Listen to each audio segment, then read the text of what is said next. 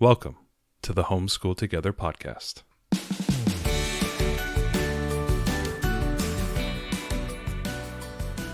Where one working mom and a stay-at-home dad help you navigate the nuts and bolts of the growing and dynamic world of homeschooling. With a focus on early learners, like me. All the ins and outs of building and maintaining your homeschool life. Homeschool. Find out tips and tricks to make things like this easier. I'm reading. And ultimately, enjoy educating your kids. And what's that last thing? Have fun together. Did I do good, Daddy? Yeah, you did, sweetie. Good job.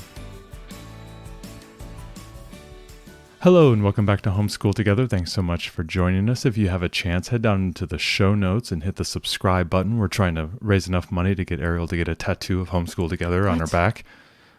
You mean to buy a t-shirt? I buy a t-shirt. You buy a t-shirt. Yeah. You buy the hat? Would I give you the hat?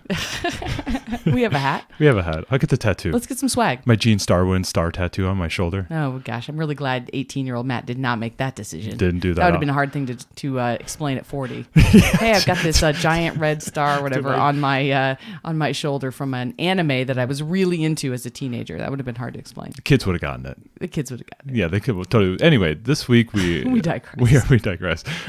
We are back with part 2 of our interview with Jeanne Faulconer, and this one is more of a, we got the temperature of the modern day homeschool experience. Jeanne is really tied into a lot of the political issues that are surrounding homeschooling. A lot of the concerns that a lot of new homeschoolers may have when they are first, welcomed into the community, when they're testing it. She's talked to parents. She's been a coach. She's worked on policy. She's worked with the Brave Learner organization there as well. So she has been Brave Writer, and she has been basically touched a lot of different aspects of the homeschooling, community and the movers and shakers. And it was really nice to talk to somebody who's well connected, in the know, right? And then we talked a lot about like the modern things that we're starting to see with a lot of the educational savings accounts, backpack funding, things of that nature that are appearing in different states. A lot of different experimentation with respect to funding alternative education, and homeschooling is being lumped into those right along the way. Absolutely. So a lot of things that may interest you, may impact you if you're in certain states, things that may be open to you. So we talked a little bit about that, some pros and cons. Yeah, and how we can get involved, right? Absolutely. I feel like this is something that we all have to, as a community, to support and advocate for ourselves and other homeschoolers around us. So talking to somebody like Jeanne is just so enlightening. She's got so many interesting things to say. I wish we could just spend all day talking to her. But yeah, if you haven't listened to part 1 of this interview, definitely go and listen to that. That's her perspective as a homeschooling parent who homeschooled her kids all the way through college. So into college, she didn't homeschool. You got what I meant. Yes, I got it. So yeah, definitely listen to that part. Homeschooling college, that's a new one. Yeah, that would be cool. But there's not accreditation for that yet. Not yet. So yeah, definitely listen to that part of the interview too if you want to hear more of that personal side of her journey. But this is a really great look into the homeschooling community and her role as an advocate and coach. And she's a big time Trekkie, so we have a little bit of a bonus question at the end if you are a Trek fan. Stay tuned all the way to the very end, and we will have she will give us her number 1 recommendation for episodes for us to watch. So I'll tag that at the end. This is a great interview, so we hope you all enjoy it. Here is part 2 with Jeanne Faulconer. Jeanne, thanks so much for coming back on the show. I am so glad to be here. This is a lot of fun. Thank you. Well, we're excited to talk to you. We spoke with you last week about your role as a homeschool educator, and now we want to pivot. You've had 20-ish years of homeschool advocacy and coaching. And so we want to kind of just frame this. What have been some of the big changes that you've seen in that time period? Obviously, we've gone through a very large change here with COVID, and everybody knows a homeschooler now. But what kind of general trends have you seen during that time period that we can kind of look at, see what the writing is on the wall, maybe where we're going in the future? Well, I'll echo what you said, which is the pandemic definitely brought more people to homeschooling and more awareness of homeschooling than we ever could have expected. So that was a huge change. People who never would have considered homeschooling before found themselves very much wanting to homeschool and doing it. And we do know that many people continued, even though their local brick and mortar school opened back up. So it has made a change. I would say also the whole online learning infrastructure has been growing and growing and growing. And some of that is through public virtual schools or through charters, and some of it is providing platforms or services to homeschoolers. There's all kinds of online learning, many different ways that online learning gets delivered, but that's been huge. On top of that, I would say the amount of money that has come into reaching students who are learning at home. I'm phrasing that carefully because in some states that won't officially be homeschoolers. For instance, in my home state of Virginia, you're not a homeschooler if you're using a virtual public school, even though you might be using it at home.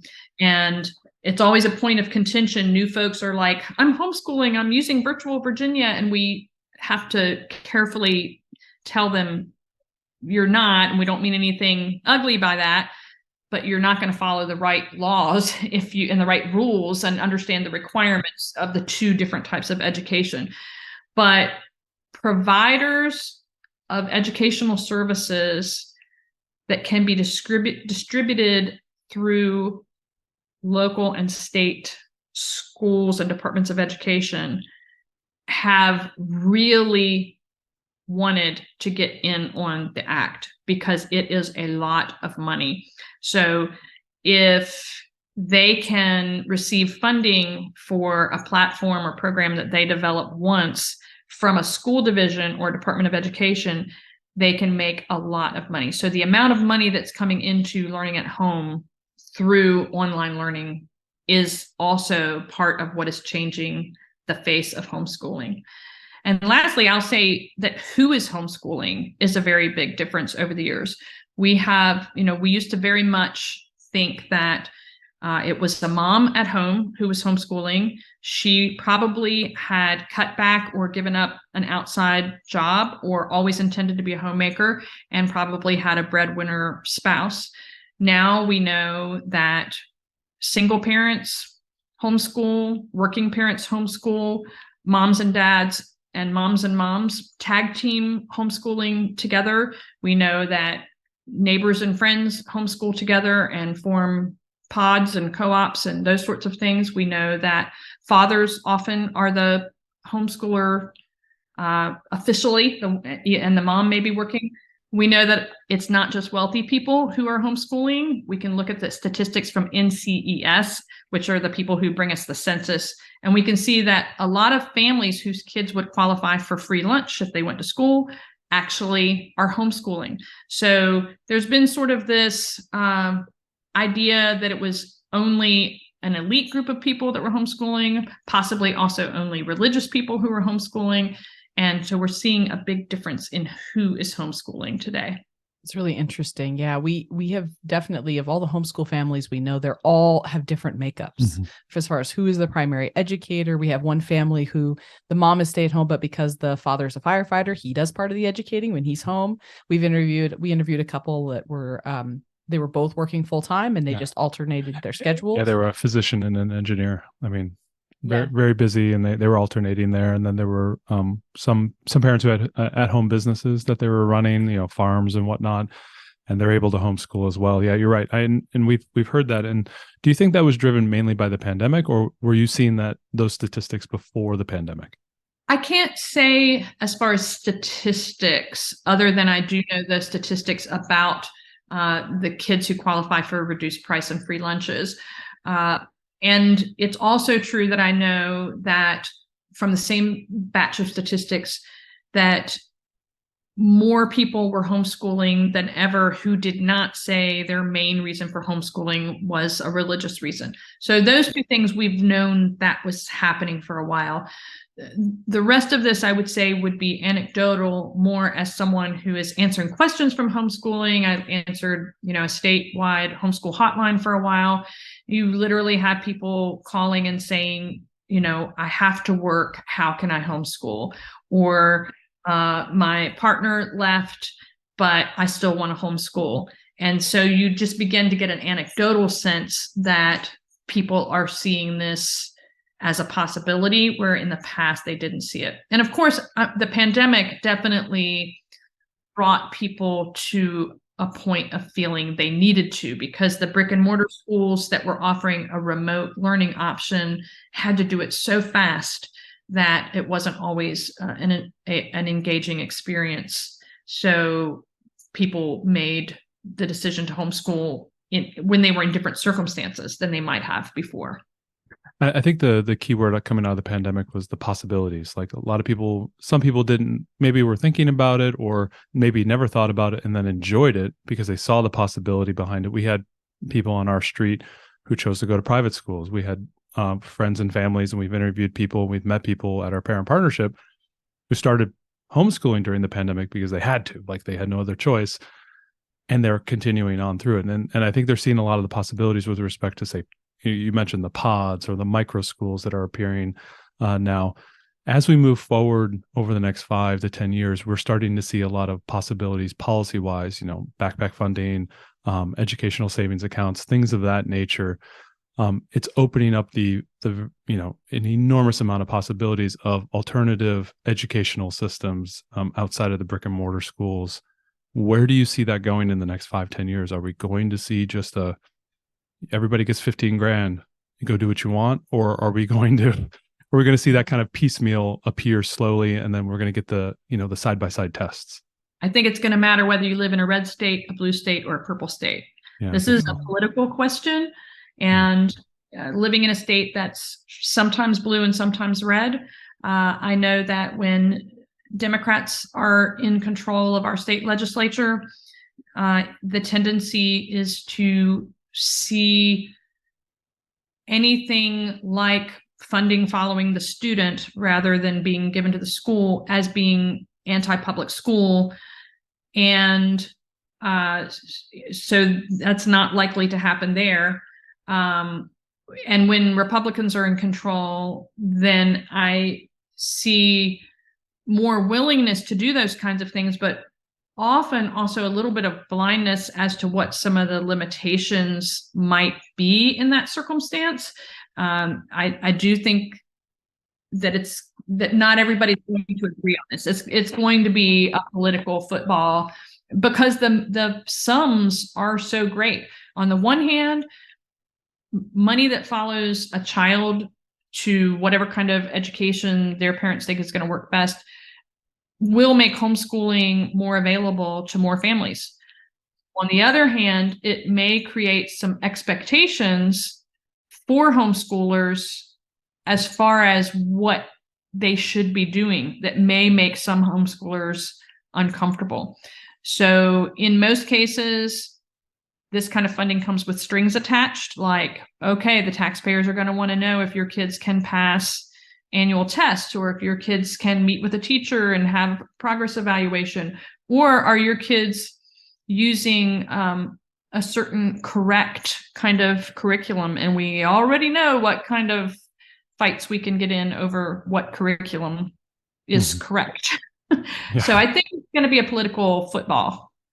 So it's interesting. You talked about the following the money, and it's all about the money with the students. And you're talking about like online programs who really are going to try to chase that, right? So that school districts will choose them. Here in Western Washington, we have a really robust public parent partnership. So we have these alternative learning schools like the one that our child goes to. And there's one in just about every district right in our area, where they're just there to support homeschool kids, but they're doing it with public dollars. So they're keeping our money, right? They're getting that money, our school district's getting that money from the state, because our kid technically goes to school, but it's really in support of homeschooling. Do you see maybe that would be a trend that would start sprouting up in more states, because they get to keep the money, but they allow us to have the freedom that we're kind of seeking?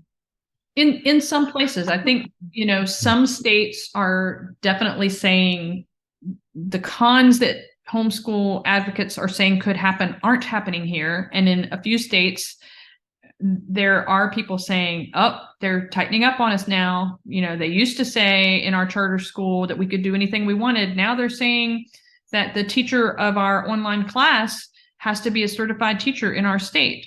and the company that we were taking those classes from isn't even based in our state.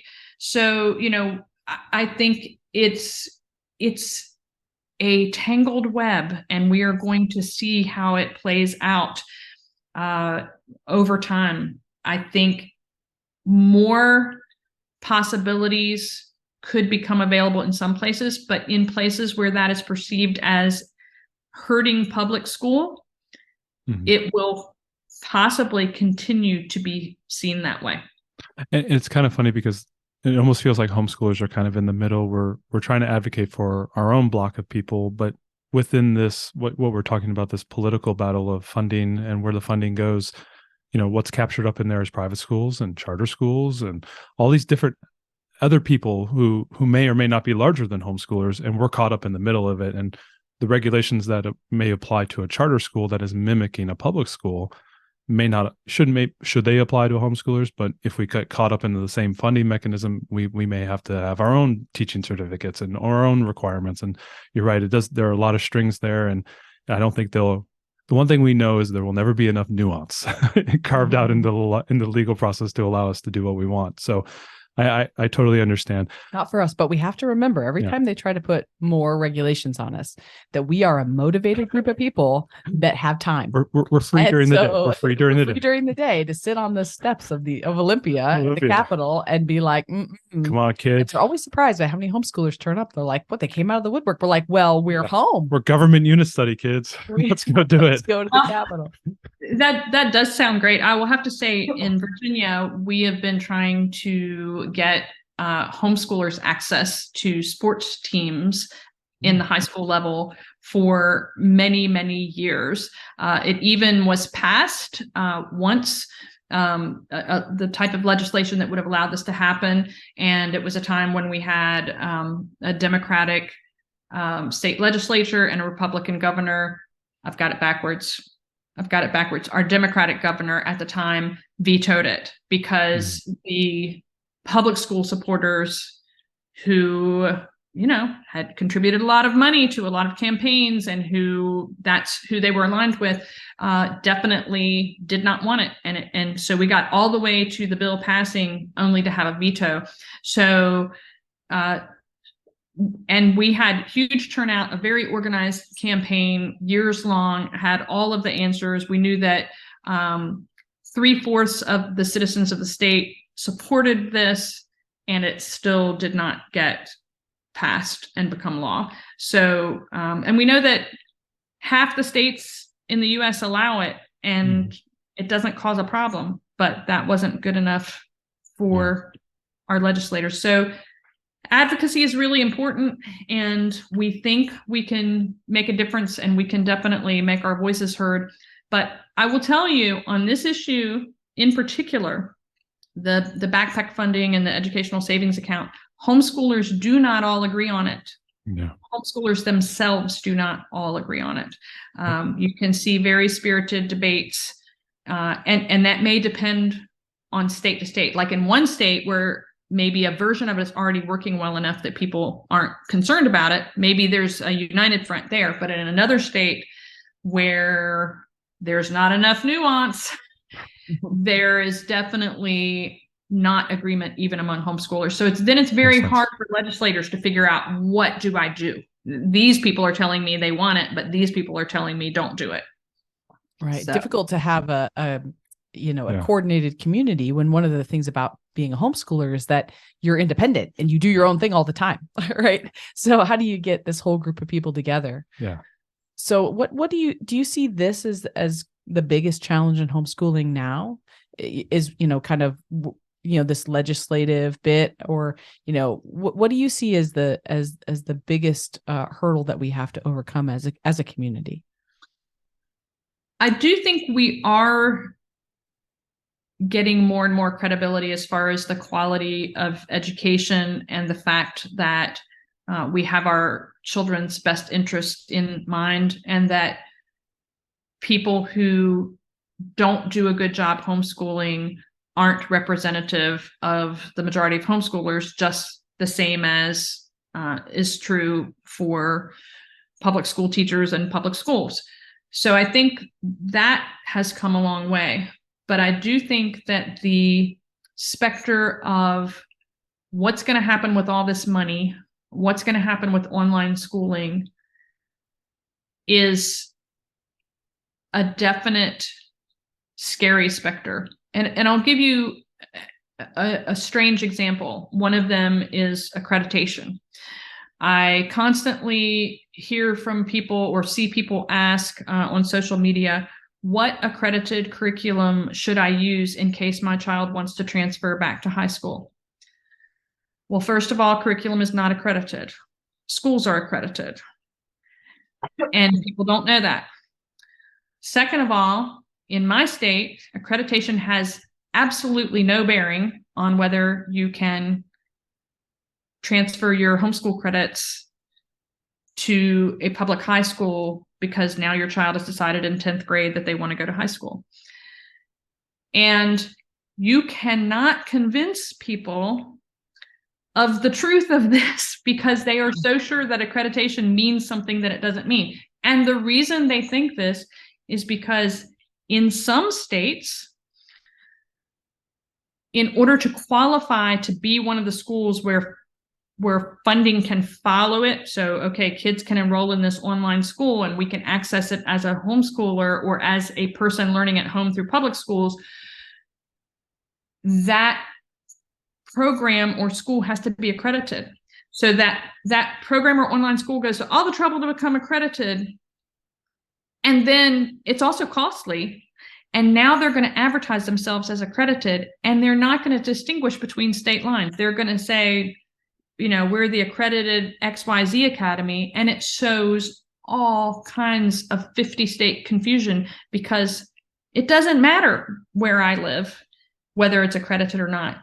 Parents end up paying a lot of extra money for something that has no value to them, and they can't be convinced that it's not true until they go to enroll their child in school in 10th grade and the school says, we won't accept any of those 9th grade credits. And this kind of confusion, Matt, you said it well when you said there's not enough nuance. Mm-hmm. This kind of confusion is going to be really hard to continue to deal with.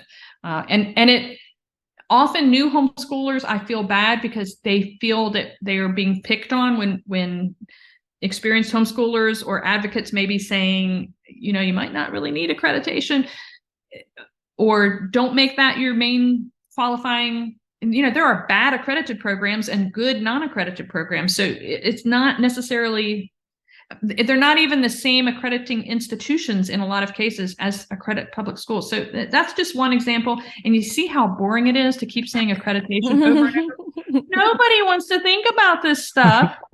Are people confusing accreditation with maybe like saying, I've heard this term Common Core. Is my curriculum aligned with Common Core at a 9th grade level? Therefore, my kid is learning at a 9th grade level. Are they trying to project that understanding? I don't think it's a Common Core confusion. I think it's I want to keep doors open for my kids, and I believe that I am being told that this will do that. Got it.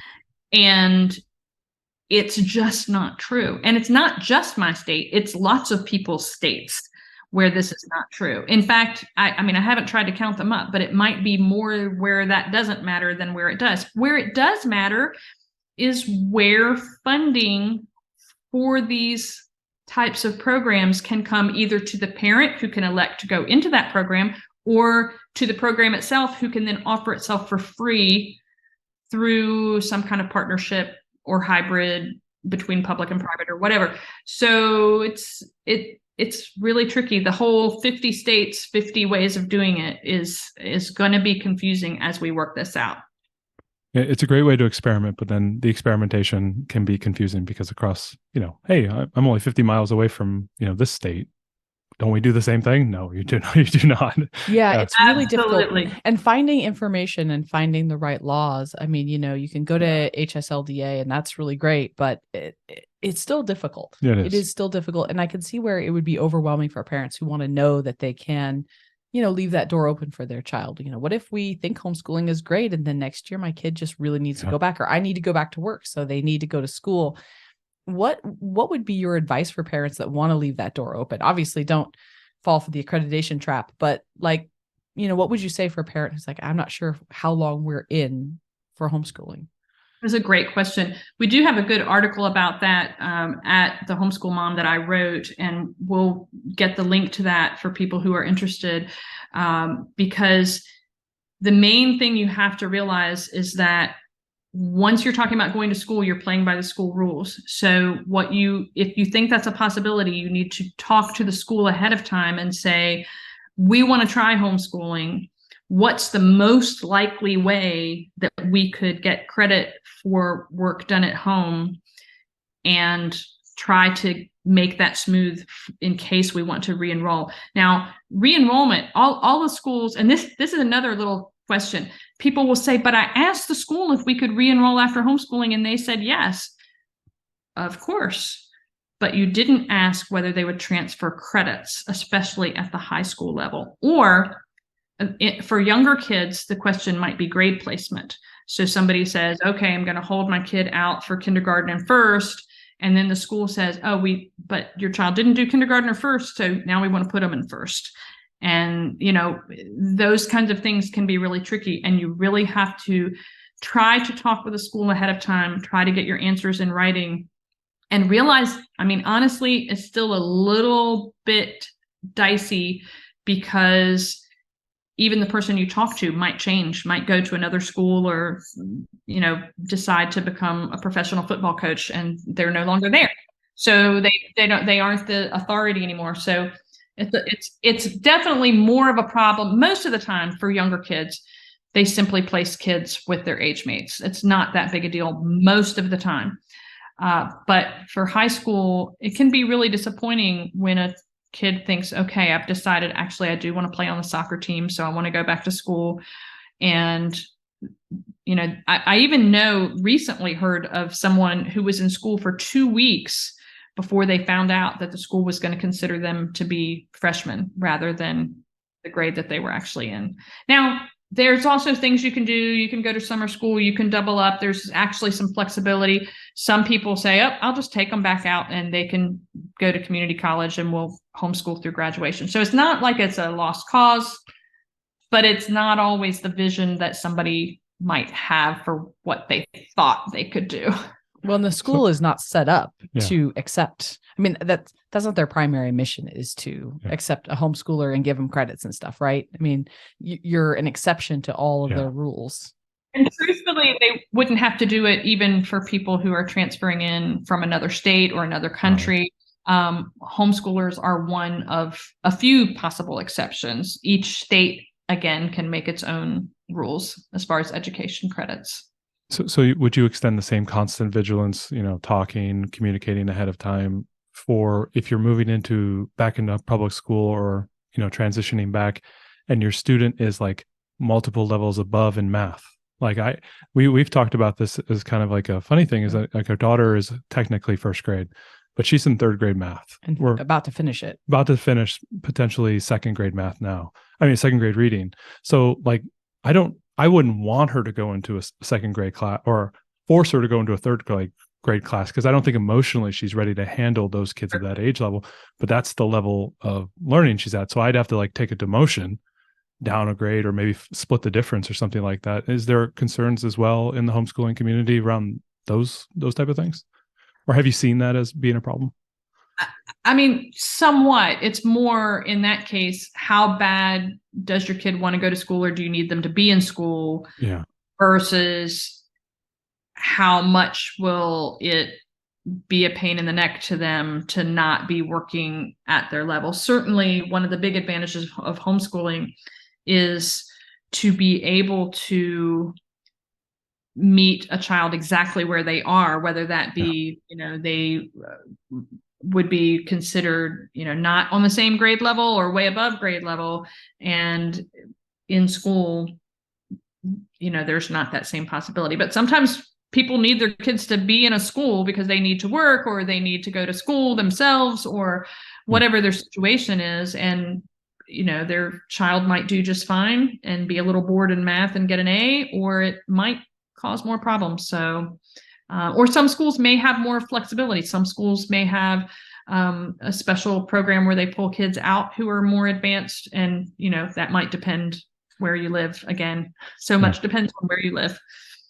So maybe pivoting to the educator. I know a lot of times homeschooling is we have this like Iris Sauron focus on the children, but a lot of times, I always want to try to talk about the educator, as a stay-at-home dad and the educator. I want to ask the questions for those parents out there who, may feel overwhelmed or they want to become better educators, or do you have any resources or ideas on how parents can be better at educating? Are there, is there a famous person you like to read or reference a famous book or something of that nature that, hey, read this book, you'll become a better educator that way, or, do these things and you'll be better at being a general educator? Because we don't, I don't do the 18 months and 12 credits that it would have taken me to get my teaching certificate at the local, college. I've looked into it and I didn't do it. I feel like that's too few credits, but too few credits. And none of those classes, I read all the class descriptions, said how to teach math, how to teach reading, how to teach science. None of them talked about that. And so I was like, okay, what am I going to get in there that, I could get somewhere else?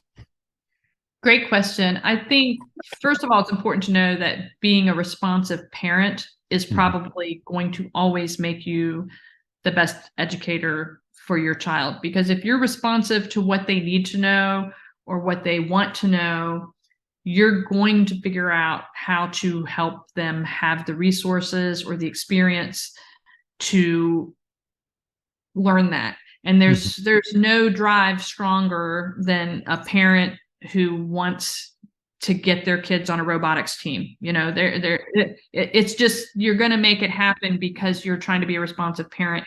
And through that, you're going to learn some of the techniques of doing that.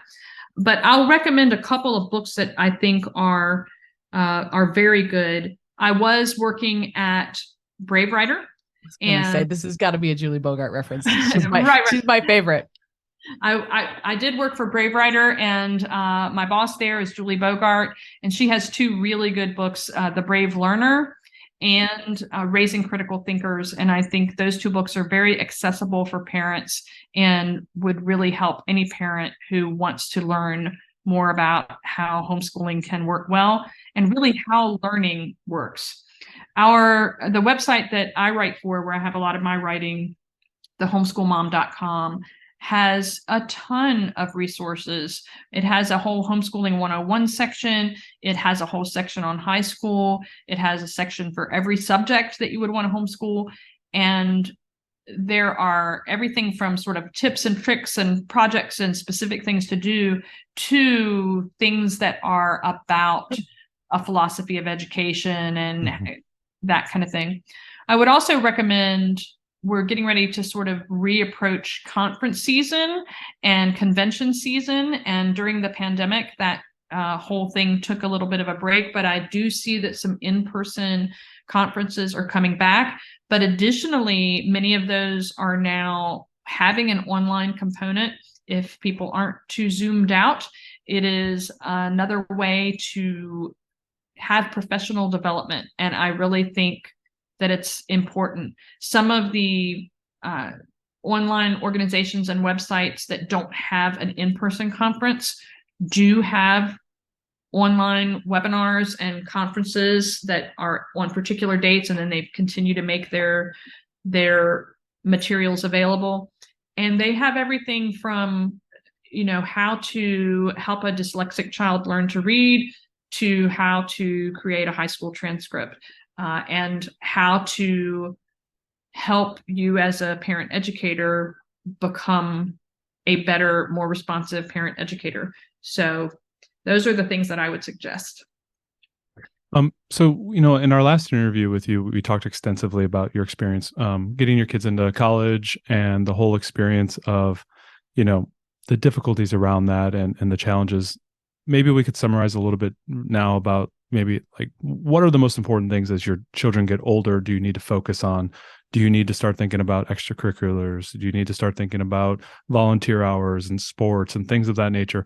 How I should be structuring my curriculum and my, accreditations? Should they be clepping out of classes at 16 years old and things of that nature? AP classes, like as you go into that, like that sixth, seventh, eighth grade. Once you get into that ninth grade, that's when I remember for us, that's when it matters, guys, because, It counts. now it counts, make sure you study hard. And, when do we as parents need to start to wrap our heads around starting to plan that trajectory so that our children can, be as successful as possible? Is that sixth grade, like 12 years old, 13 years old? Should we start planning that? What's your opinion on those ideas? I would say to start paying attention to it more than planning it. Start watching how other people are doing it. When your child is in fifth, sixth grade, maybe start attending one or two of those webinars on that sort of thing. I wouldn't go as far as planning, but just kind of having your eyes open. And then I would say, as soon as your child starts learning for credit that could be considered high school credit, you want to begin keeping notes about everything. So for many kids now, they might take algebra and a second language in eighth grade, sometimes a few in seventh grade, and in a few cases even before that. But when it is truly a high school level effort, you want to start keeping notes about that. You don't actually have to put it in a transcript as long as you have a note about it, because what's tricky is pulling all that together.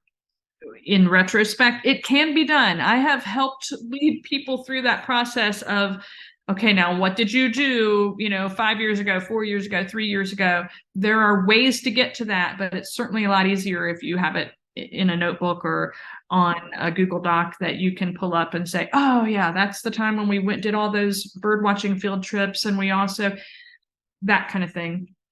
I think one reason that's really important is sometimes people have credits for things that they're not aware of, and they don't become aware of them until they look at the longer view.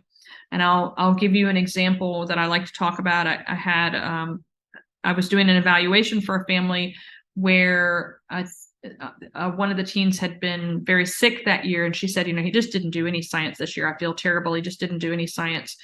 And so the kid and I were talking, and we started talking about a documentary that we had both watched on Arctic foxes.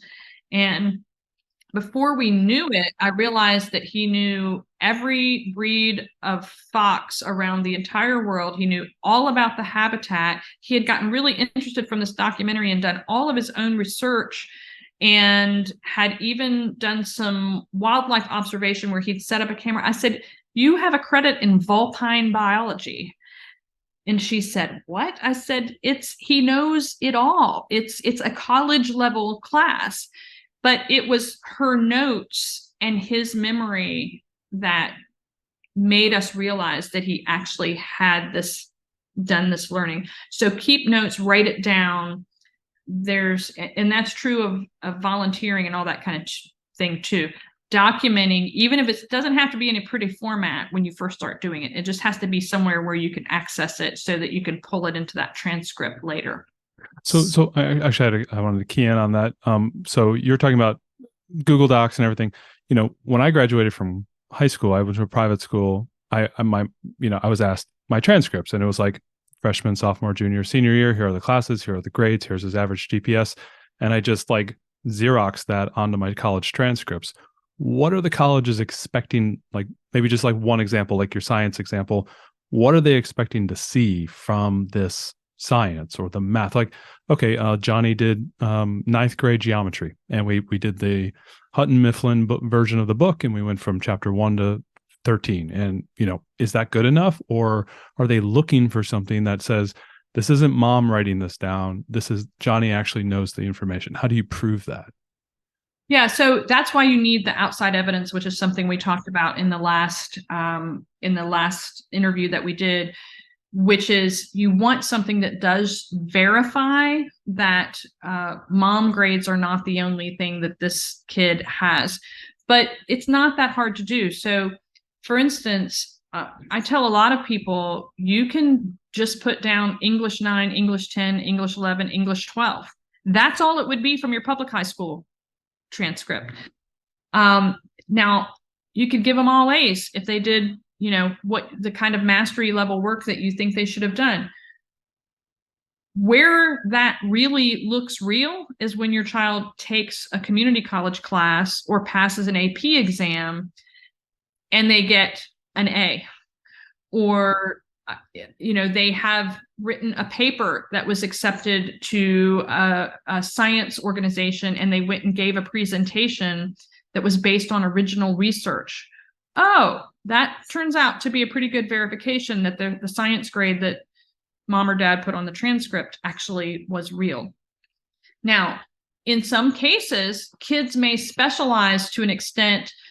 Maybe they want to major in English and they got in a really cool Shakespeare group and they performed in plays and they also did Shakespeare on the Mall and they also wrote sonnets and they, read 5 Shakespeare plays and discussed them and went to a homeschool group that discussed them. Well, maybe then that one's called English 9, focus on Shakespeare. So it doesn't have to be uniform. It can be what is the best story that you and your kid can tell about your students' high school learning. That's what the transcript is going to be. And colleges are used to some variety. So do you recommend that if somebody's approaching this, like you said, he had a class in vulpine research or whatever, like I would not know to put that down. Do you recommend when somebody's getting to that point to, engage somebody who is knowledgeable about this to help them prepare this, like consultant or something to help, like, okay, here's what I've got. How can, who knows this process better, right? I feel like we only have one chance at this. I've got one.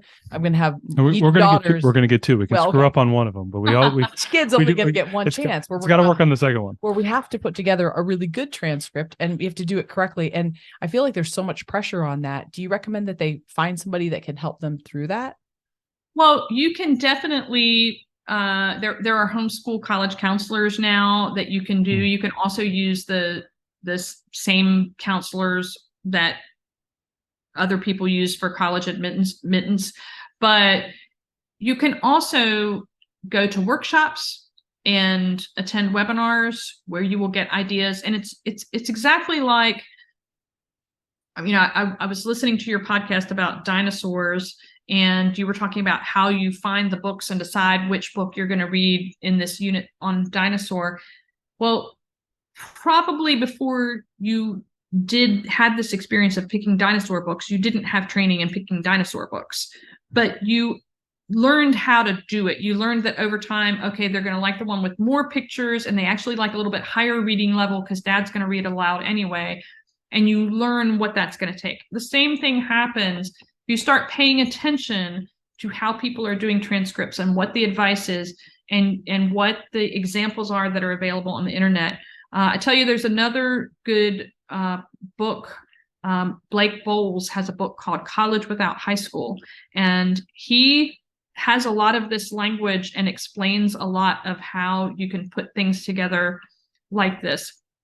But it might not have to be a professional. It might be your sister or your best friend who graduated a child 4 years before you. I mean, it's just a matter of getting your mind in the right place and leaning into the creative thinking that shows off what your child's true story is. The words will come to you because you will have been living those words. Awesome. So can you tell us a little bit more about the Homeschool Mom and what people can find on there? The Homeschool Mom is one of the first homeschool websites. And what I love about that is that means there is a wealth of information because it's been around a long time and it's a really credible source. But the Homeschool Mom also does a really good job of keeping things updated and covering some of the new issues, like some of the things we've been talking about. And there's an article there about online schooling, about some of the funding for homeschooling. There's really an effort to keep things updated.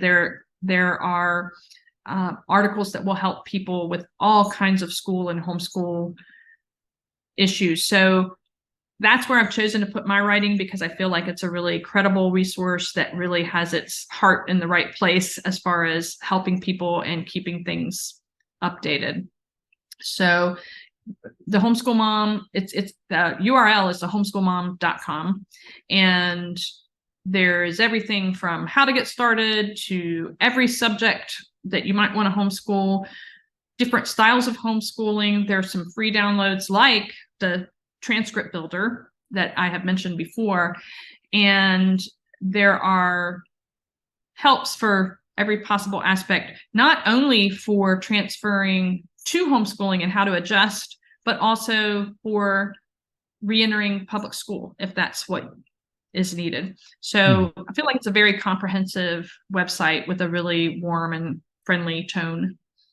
I read a few things on there, and they've all been really high quality. Yeah, your advice column was really fun. Like getting the questions and seeing, how, because with every single person, there's the uniqueness of their question is very unique to their experience, and we start to see that everybody's homeschool experience is like wildly different, and they have different issues. And it was fun to read through a bunch of those, and I enjoyed them a lot. I really did. That's great. Yeah, you're talking about the Ask Jeanne column, and that's been popular because it is very individual, and yet you have to help people see that there are principles that exist for all of us, even though what we're feeling is really individual. Exactly. So before we let you go, I'd love to ask you, as a homeschool advocate and coach, this idea that we have leaders at all levels. This is a little bit my corporate coming out, but that it's not just the executives, that we're leaders at every level of the organization. We should all be leaders. I feel like we should all be homeschool advocates and homeschool coaches, right, to each other, because you talked about, maybe you're going to find out from that friend of yours who graduated a kid 4 years ago. How did they do it? What advice do you have for us and how we can be better advocates for each other and coaches for each other in this community? Oh, that might be my favorite question ever. And I want to answer it two ways. One thing I want to say is volunteer for your local and state homeschool organizations.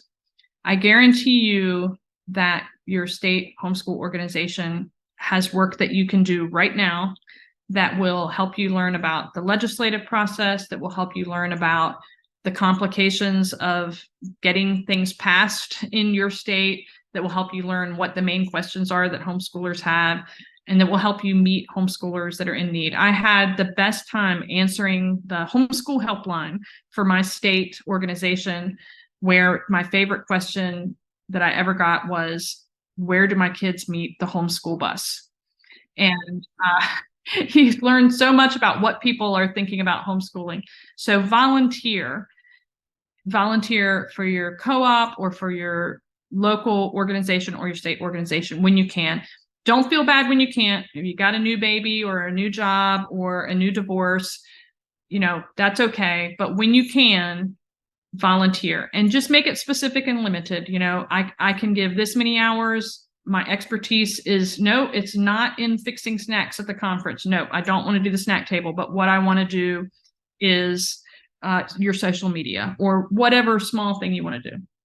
But the other thing I want to say is, on the person-to-person level, it is really about listening and accepting. It is really about knowing that people do have those individual situations that they are trying to navigate, and you're telling them what you would do may not be what they should do, but you're asking them questions and listening and accepting their step through the whole process will help them work it out.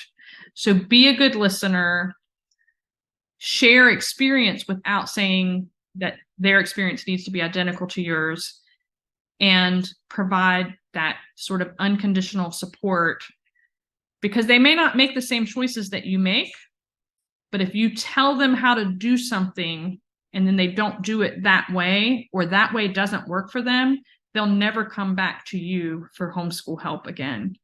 But if you give them ideas, if you give them information, if you give them a listening ear, and you keep that empowerment on their side, then you really will have been not just a homeschool friend, but a homeschool advocate and a leader for that person.